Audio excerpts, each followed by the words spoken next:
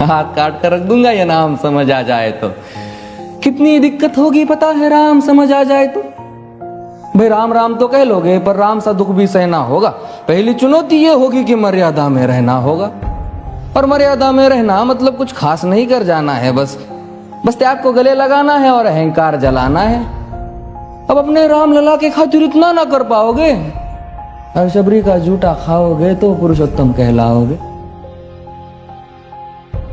काम क्रोध के भीतर रहकर तुमको शीतल बनना होगा। बुद्ध भी जिसकी इच्छाओं में बैठे वैसा पीपल बनना होगा ये सब कुछ, और वो भी शून्य में रहकर प्यारे। तब ही तुमको पता चलेगा कि कितने अद्भुत राम हमारे। सोच रहे हो कौन हूं मैं? चलो बता ही देता हूं। तुमने ही तो नाम दिया था मैं पागल कहलाता हूं।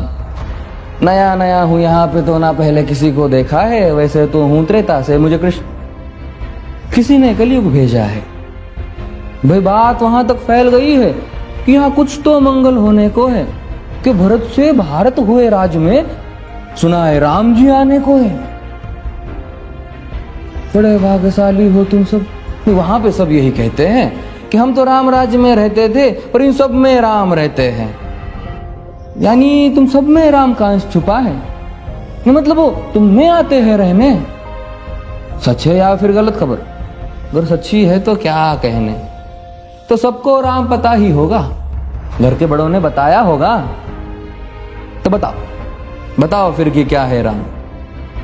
बताओ फिर कि क्या है राम। बताओ। अरे पता है तुमको क्या है राम?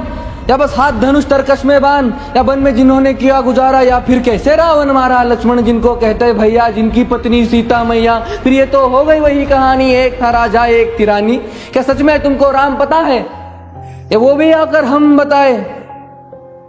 बड़े दिनों से हूं यहाँ पर, सब कुछ देख रहा हूं कब से। प्रभु से मिलने आया था मैं, उन्हें छोड़कर मिला हूं सबसे। एक बात कहूं अगर बुरा ना मानो, नहीं तुम तुरंत ही क्रोधित हो जाते हो। पूरी बात तो सुनते भी नहीं, सीधे घर पर आ जाते हो। ये तुम लोगों के नाम जपो में पहले सा आराम नहीं।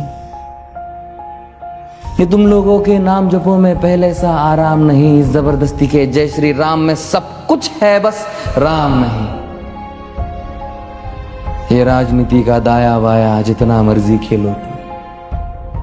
दाया बाया, अरे दाया बाया, ये तुम्हारी वर्तमान प्रादेशिक भाषा में क्या कहते हो उसे? हाँ वो लेफ्ट एंड राइट। ये राजनीति का दाया बाया जितना मर्जी खेलो तुम चेतावनी को, लेकिन मेरी अपने जहन में डालो तुम। निजी स्वार्थ के खातिर अगर कोई राम नाम को गाता हो तो खबरदार अगर जुर्रत की और मेरे राम को बांटा तो। भारत भू का कवि हूं मैं, तभी निडर हो कहता हूं राम है मेरी हर रचना में। मैं बजरंग में रहता हूं, भारत की नींव है कविताएं और सत्य हमारी बातों में। तभी कलम हमारी तीखी और साहित्य हमारे हाथों में। तो सोच समझ कर राम कहो तुम। ये बस आतिश का नारा नहीं, जब तक राम हृदय में नहीं तुमने राम पुकारा नहीं।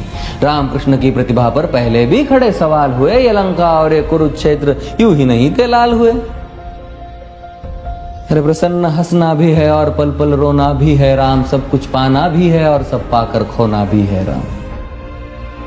ब्रह्मा जी के कुल से होकर जो जंगल में सोए हो, जो अपनी जीत का हर्ष छोड़ रावण की मौत पे रोए हो। शिव जी जिनकी सेवा खातिर मारुत रूप में आ जाए। शेष नाग खुद लक्ष्मण बनकर जिनके रक्षक हो जाए।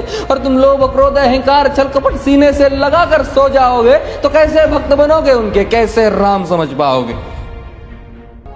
अघोर क्या है पता नहीं और शिव जी का वरदान चाहिए। ब्रह्मचर्य का इल्म नहीं, इन्हें भक्त स्वरूप हनुमान चाहिए। भगवा क्या है पता, लहराना सबको होता है पर भगवा क्या है वो जाने जो भगवा ओढ़ के सोता है। राम से मिलना, राम से मिलना, राम से मिलना है ना तुमको?